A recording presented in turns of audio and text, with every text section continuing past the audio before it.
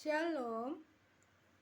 Pada kesempatan ini saya akan membahas mengenai Yesus Kristus adalah guru dan Tuhan berdasarkan Yohanes 13.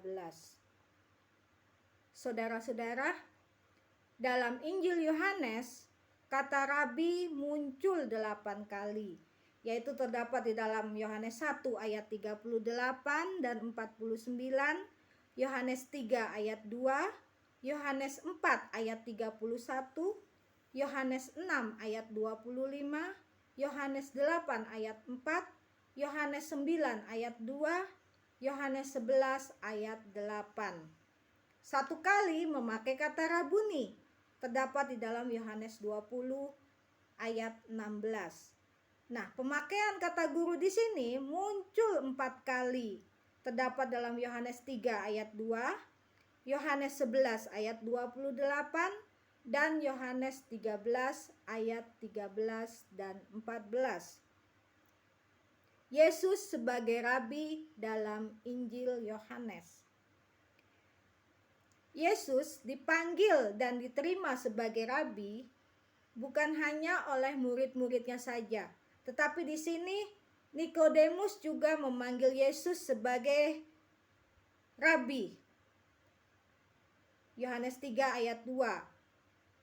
Para pemimpin Yahudi, Yohanes 8 ayat 4, dan oleh orang banyak,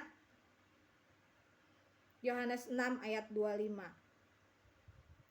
Di dalam kasus Nikodemus, boleh dikatakan bahwa Nikodemus ini mewakili orang-orang banyak. Di sini Nikodemus ini mengidentifikasikan Yesus sebagai guru yang diutus dan disertai Allah, dengan melihat dan menyaksikan tanda-tanda yang dilakukan oleh Yesus.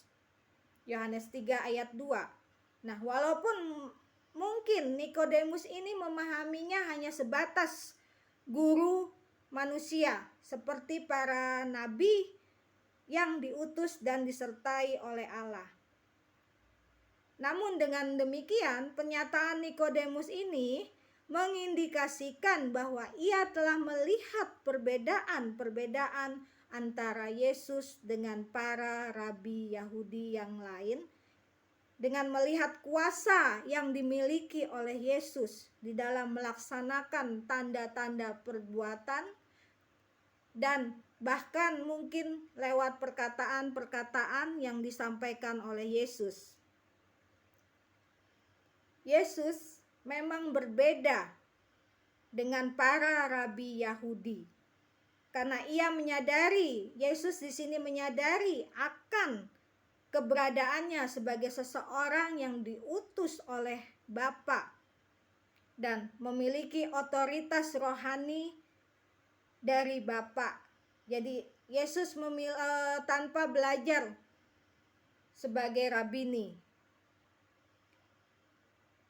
Hal ini menunjukkan bahwa orang-orang pada zamannya telah mengakui Yesus sebagai seorang guru agama, walaupun Yesus sendiri tidak belajar dari seorang rabi atau guru secara formal. Di sini, ajaran Yesus sebagai guru jelas berasal dari Bapa yang telah mengutus Dia. Yohanes 7 ayat 16. Karena itu, di dalam Injil Yohanes seringkali mengatakan bahwa segala sesuatu yang telah ia lihat dan dengar daripada Bapa, baik di surga sebelum inkarnasi maupun selama di dunia melalui persekutuan doanya yang terus-menerus dengan Bapa, itulah yang Yesus sampaikan kepada para pendengarnya dan murid-muridnya. Yohanes 5 ayat 30, Yohanes 8 ayat 26, 38, 40, Yohanes 14 ayat 24, dan Yohanes 15 ayat 15.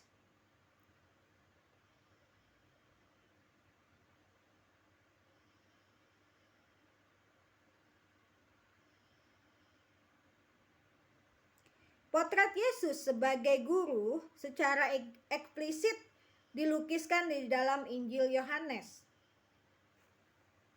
Menurut Silitonga, Yesus melakukan beberapa tindakan-tindakan pendidikan di dalam proses pengajaran dan pendidikannya, yaitu memberi teladan, memberi perintah, memberi larangan, memberi pujian, memberi teguran, memberi ancaman, dan memberi hukuman. Selanjutnya di sini Nainggolan mengidentifikasikan tindakan-tindakan kependidikan dari Yesus, yaitu memberikan teladan langsung di dalam kehidupannya, mempunyai pengalaman rohani, dan mempunyai pengetahuan yang baik tentang iman Kristen.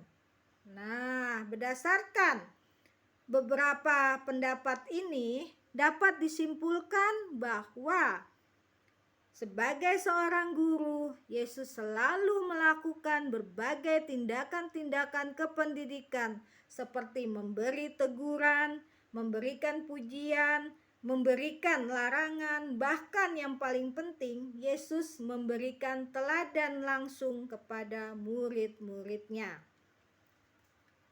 Penjelasan Yesus Kristus sebagai Tuhan.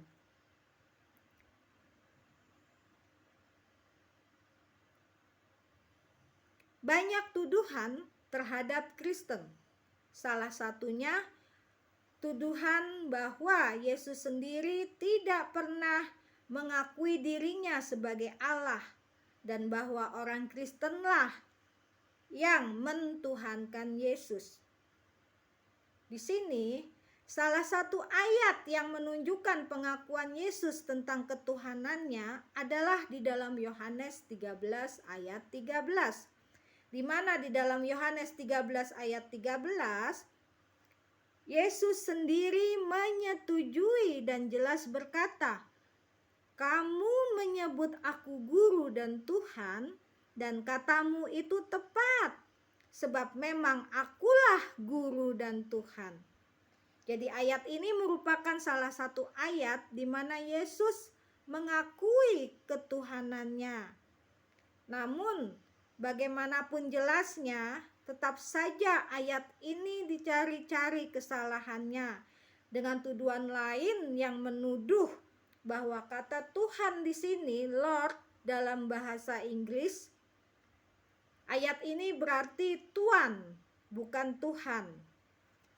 Nah, saudara, benarkah tuduhan semacam ini? Secara umum, seorang tuan menunjukkan seseorang yang memiliki otoritas, seseorang yang memiliki kontrol dan memiliki kekuasaan atas orang lain. Dengan menyebut seseorang adalah tuan, berarti menganggap orang itu sebagai penguasa atau seseorang yang memiliki hak untuk mengatur. Nah, di sini pada zaman Yesus, kata tuan sering digunakan sebagai gelar penghormatan terhadap otoritas duniawi. Contohnya, ketika penderita kusta memanggil Yesus Tuhan di dalam Matius 8 ayat 2, dia menunjukkan rasa hormatnya kepada Yesus sebagai seorang penyembuh dan guru. Nah, kita bisa lihat juga di dalam Matius 8 ayat 25 dan Matius 15 ayat 25. Namun setelah kebangkitan, gelar Tuhan sebagaimana diterapkan pada Yesus menjadi lebih dari sekedar gelar kehormatan atau penghormatan. Jadi, mengatakan bahwa Yesus adalah Tuhan menjadi cara untuk menyatakan ketuhanan Yesus. Nah, ini dimulai dengan seruan Thomas. Ketika Yesus menampakkan dirinya kepada para murid setelah kebangkitannya, Thomas berkata kepadanya, "Ya Tuhanku dan Allahku." Yohanes 20 ayat 28. Nah, sejak saat itu, pesan para rasul bahwa Yesus adalah Tuhan berarti bahwa memang Yesus adalah Allah. Pernyataan Yesus adalah Tuhan berarti bahwa memang Yesus itu adalah Allah. Yesus memiliki segala otoritas di surga dan di bumi. Matius 28 ayat 18. Dia adalah Tuhan atas hari Sabat. Lukas 6 ayat 5. Yesus adalah satu-satunya penguasa dan Tuhan kita. Yudas 1 ayat 4. Bahkan sesungguhnya Yesus adalah Tuhan di atas segala Tuhan. Wahyu 17 ayat 14. Yesus menyebut dirinya sebagai Tuhan berkali-kali, misalnya dalam Lukas 19 ayat 31 dan Yohanes 13 ayat 13. Dan ketika kita membandingkan perjanjian lama dengan perjanjian baru, kita menemukan beberapa kali ketika Tuhan Yahweh dari Alkitab Ibrani disamakan dengan Tuhan Yesus oleh para rasul. Misalnya, Mazmur 34 ayat 8 mengatakan, "Kecaplah dan lihatlah bahwa Tuhan itu baik." Dan bagian itu disinggung di dalam 1 Petrus 2 ayat 3. Dan di sini menunjuk bahwa Yesuslah Tuhan yang baik itu. Yesaya 8 ayat 13 mengatakan bahwa Tuhan semesta alam, Dialah yang harus kamu akui sebagai yang kudus. Kepadanyalah harus kamu takut dan terhadap Dialah harus kamu gentar. Dalam 1 Petrus 3 ayat 15 kita diperintahkan, tetapi kuduskanlah Kristus di dalam hatimu sebagai Tuhan. Dengan demikian, Yesus adalah Tuhan. Berarti kita berkomitmen untuk mematuhi Dia.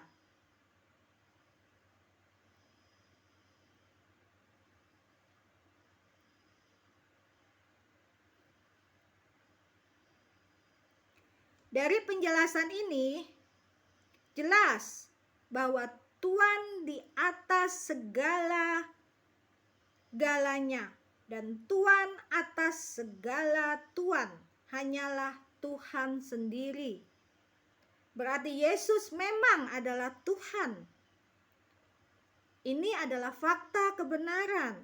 Tidak peduli apakah orang mengakui fakta ini atau tidak. Yesus lebih dari Mesias, lebih dari juru selamat. Dia adalah Tuhan atas segala-galanya. Dan suatu hari nanti ini akan terbukti dan tidak mungkin dapat disangkal lagi. Semua akan tunduk pada fakta kebenaran ini. Allah sangat meninggikan Dia dan mengaruniakan kepadanya nama yang di atas segala nama, supaya dalam nama Yesus bertekuk lutut segala yang ada di langit dan yang ada di atas bumi dan yang ada di bawah bumi, dan segala lidah mengaku Yesus Kristus adalah Tuhan, bagi kemuliaan Allah Bapa. Amin. Tuhan Yesus memberkati.